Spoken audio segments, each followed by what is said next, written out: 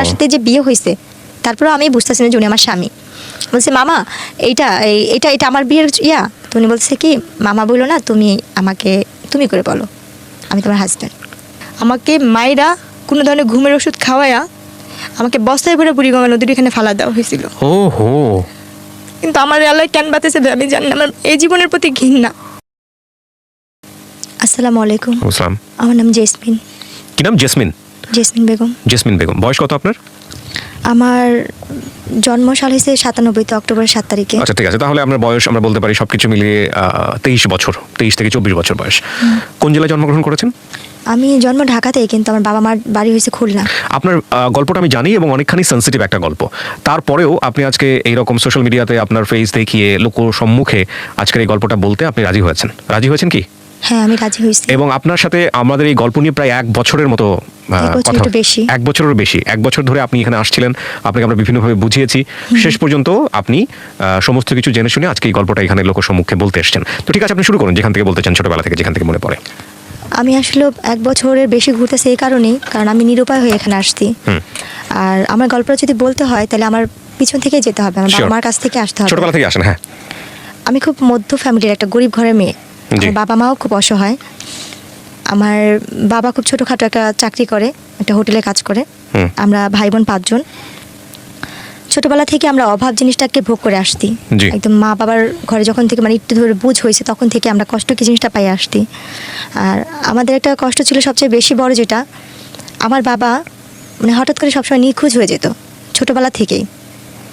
আমরা যতটুকু মনে পড়ে আমার ছোটো ভাইটা যখন একদম কোলে, খুব ছোট কোলে কয়েক মাস হয়েছে, তখনের কথাটা আমার মোটামুটি ভালোই মনে আছে। এর আগে থেকে নাকি আম্মুর সাথে আব্বু এরকম করতো। আম্মুর যখন বিয়ের 7 দিন বিয়ের বয়স, তখন থেকে আব্বু এরকম নিখোঁজ হয়ে যেত। এটা নাকি আব্বুর একটা রোগ ধরতে গেলেই ছিল, একটা অভ্যাস, মানে হঠাৎ করে নিখোঁজ হয়ে যেত ছোট থাকতে। আম্মুর বিয়ের 7 দিন থেকেই, কারণ তখনও যে আম্মু চলে যাবে, কারণ আম্মুর তো ঘরে সৎ মা ছিল, তার বাবা মানে বাবা যা মা বলতো তাই করতো। তো এই কারণে আম্মু আর কখনো আলাদা হওয়ার চিন্তা ভাবনা করেনি, যে তার তো কোনো মা নেই, সে কার কাছে যাবে। তো আমার মা বাধ্য হয়ে সেইখানেই সংসার করছে আমার বাবার সাথেই।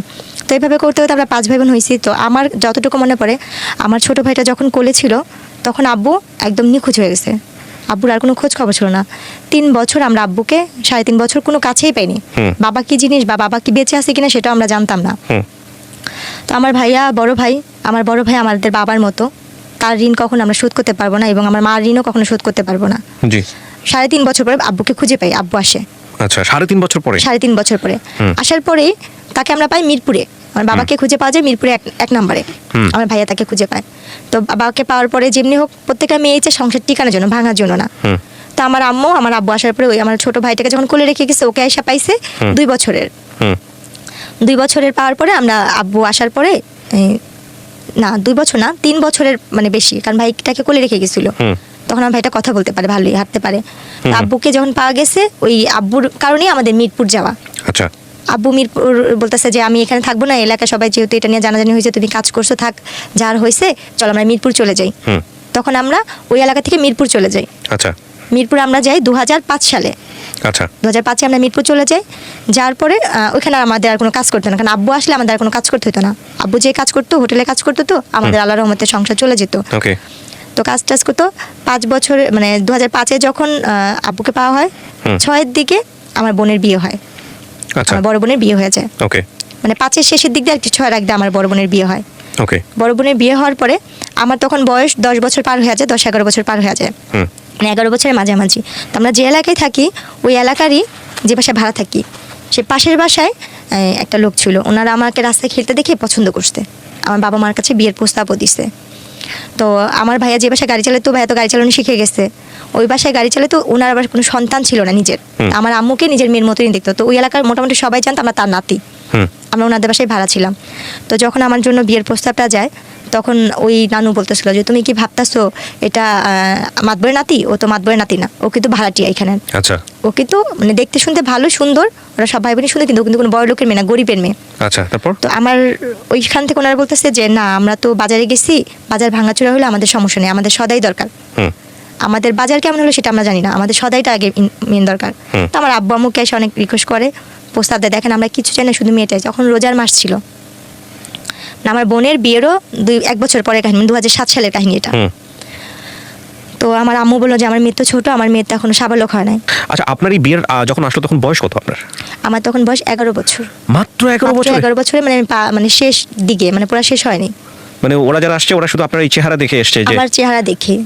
আর তখন আপনি পড়াশোনা করেন নাকি পড়াশোনা করার সুযোগ হয়নি? আমি তখন স্কুলে ভর্তি হয়েছি, তখন হিসাবে আমি ক্লাস 6 এ মাত্র পড়ি। ক্লাস 6 এ পড়তেন? হ্যাঁ, তারপর মাত্র 6 এ। যারা বিয়ে নিয়ে এসেছে তারা কোথা থেকে এসেছে? তারা আশেপাশেই ছিল? তারা এমনি ওদের হোম ডিস্ট্রিক্ট বিক্রমপুর ছিল, কিন্তু ওই এলাকার ওরা স্থানীয় ছিল। স্থানীয় ছিল এবং আপনাদেরকে চিনতো আগে? আমাদের চিনতো, যে আমরা ভাড়াটিয়া সেটা চিনতো। ওকে, তারপর? কারণ আমি তো সারাক্ষণ রাস্তায় খেলতাম।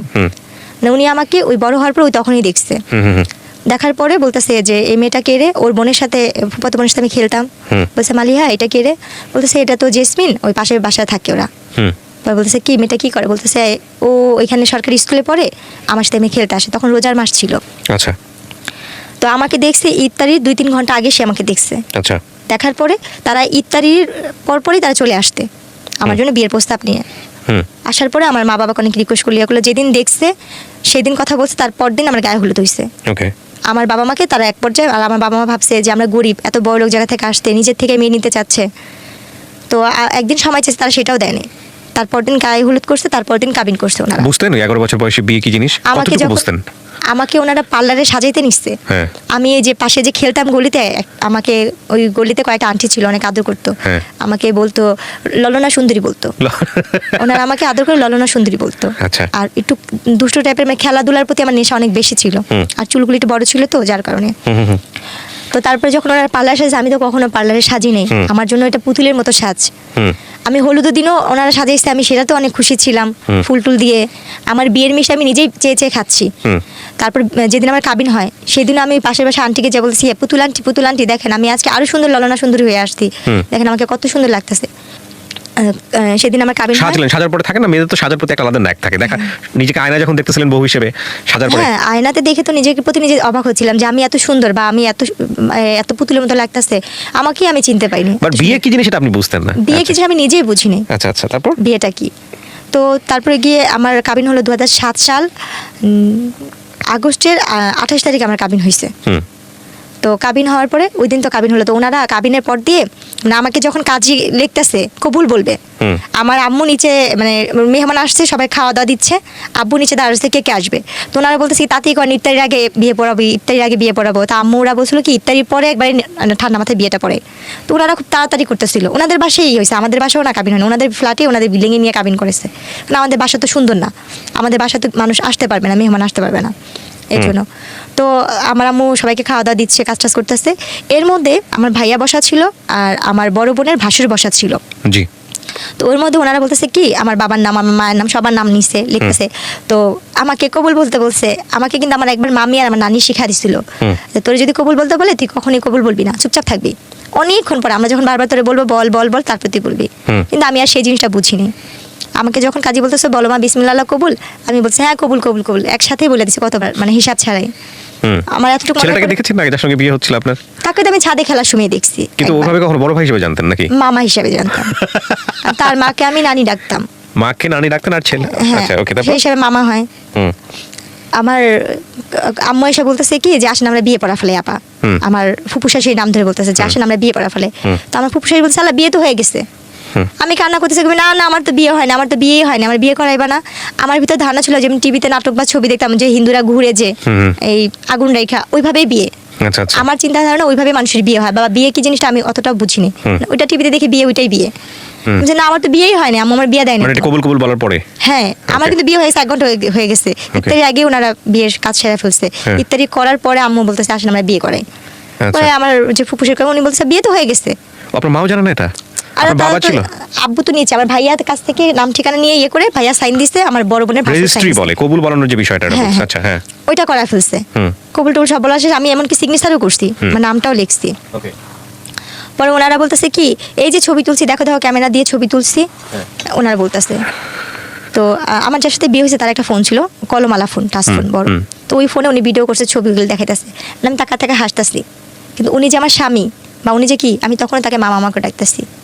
ওনার সাথে যে বিয়ে হয়েছে তারপরে আমি বুঝতেছি না যে উনি আমার স্বামী। বলছে মামা এইটা এটা এটা আমার বিয়ের ইয়া। তো উনি বলছে কি মামা বললো না তুমি আমাকে তুমি করে বলো, আমি তোমার হাজব্যান্ড।